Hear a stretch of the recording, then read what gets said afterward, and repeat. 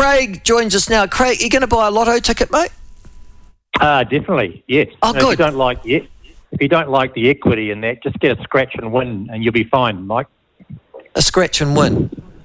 Yeah. I've got believe it or not, I've got $60 sitting on my under a thingy. I got one given for a birthday a long time ago. It's still sitting there, mate. A scratch that won $60. Under your mattress? No. It's sitting on my fridge under a fridge magnet, reminding me to go and cash it in, and it's been sitting there for about a year. So I wonder if there's I'm not doing so well. Anyhow, so $50 million. Would you be at work on Monday? Yes, definitely. No change. Really? Yep. I believe that of you, Craig, because you're driven. Yeah. But do you think any of your employees would be? Well, it depends on everyone, doesn't it? You just can't drop life and sit it out with a packet of money in the bank. I can't even see what that looks like, so I don't know. But it's not me. I wouldn't do that. $50 million anyhow. There you go. So you are going to buy a ticket. Well, I'm sort of reassured by that. Hey, listen, just before we go on to what you want to talk about, you're an old Otago University alma mater as well. The latest rankings have come out. Maybe you can change the word old. Alma mater of Otago University. And you're the taumata of the Otago University Business School. Tell me, when I was doing my degree, but you as well, at Otago, I don't remember any university rankings. They were sort of self-perpetuating ones, really. You said what you thought it was. But now there are this sort of dispassionate analyses from various international ranking agencies. Do you give them any credibility, those particular rankings? Yes, I do, but I think the universities themselves value them because, and don't quote me on this, but I think the Tertiary Education Commission looks at research and student performance, and I think rankings may or may not come into the way they allocate funds. So it is quite important, I think. But most importantly, to allow students who are looking at coming to New Zealand, who do look at rankings worldwide, they compare universities in Australia and Canada and Europe and Asia and say, well, do I want to come to New Zealand? What is the ranking? So it's some benchmark for them, but it's a lot less relevant for New Zealand students. Yeah. So you don't think it makes a difference between the schools or the universities that parents send their children to at the moment? Not necessarily New Zealand parents, but there will be those looking at, shall I go to Melbourne University, which is ranked in the top 10, I think, from memory. Yeah.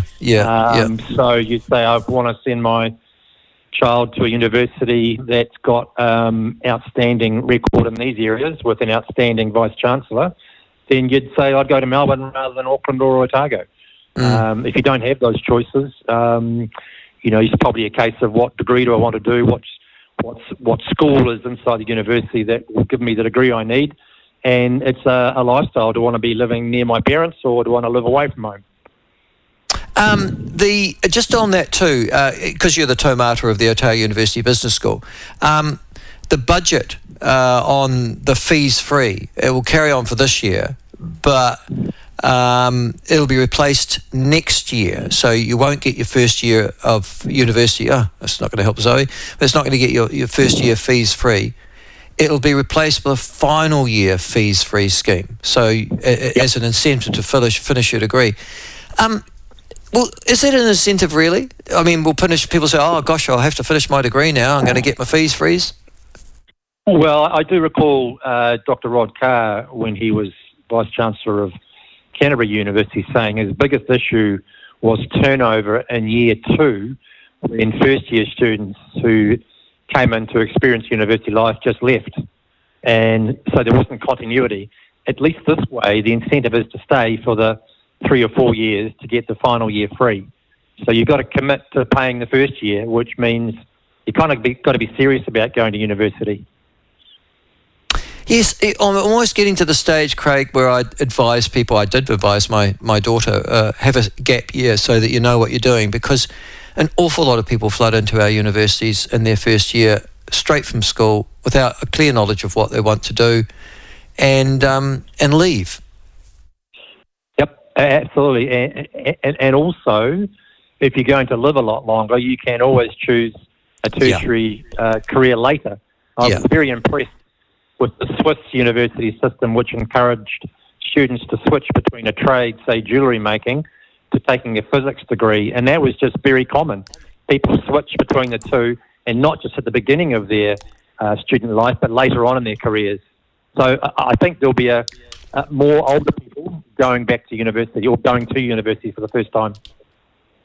Yeah, and I guess the technological changes of our time, AI, digital, etc., sort of exacerbate that, yeah? Yep, absolutely. More choice, more ease of doing things from your home. Absolutely. No, you're right. All right. By the way, somebody's just asked me, what's taumata mean in Maori? It's roughly translated, it's a master or a senior figure or an advisor. So I kind of think it's like a senior advisor to the school. Okay, all right. Yes, I assumed it was something to do with sort of leadership, actually.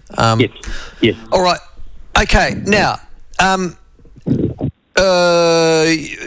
we talked about reaction to the budget last week. Have you had any more thoughts down that line?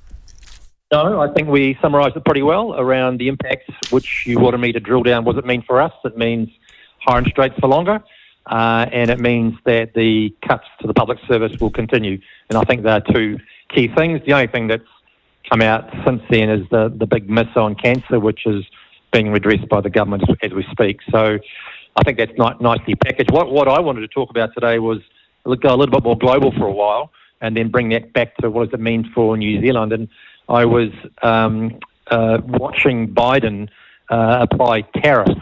So they are costs on imports from China. So the tariff is 100% on electric vehicle cars, EV cars. There's going to be a 50% tariff on solar cells from China and a 25% tariff on batteries and magnets.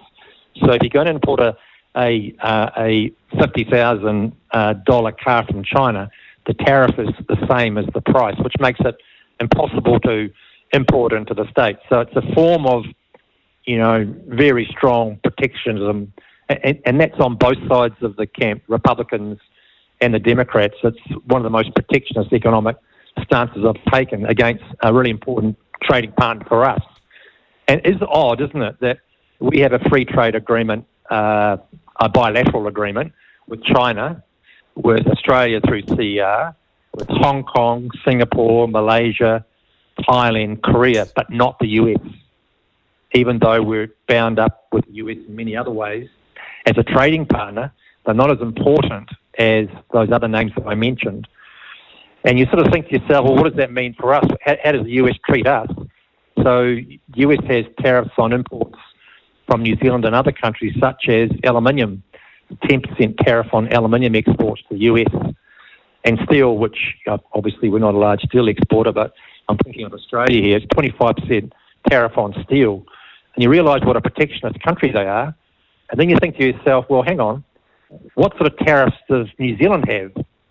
And when you go through the list from the Ministry of Foreign Affairs and Trade, you realise that we have up to 10% tariffs on textiles.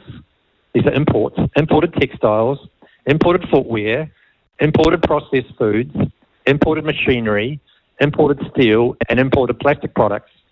And you think, in a cost of living crisis, why doesn't the Minister of Trade and Enterprise or the Minister of Foreign Affairs and Trade cut those tariffs to zero to enable cheaper imports to be available to New Zealanders?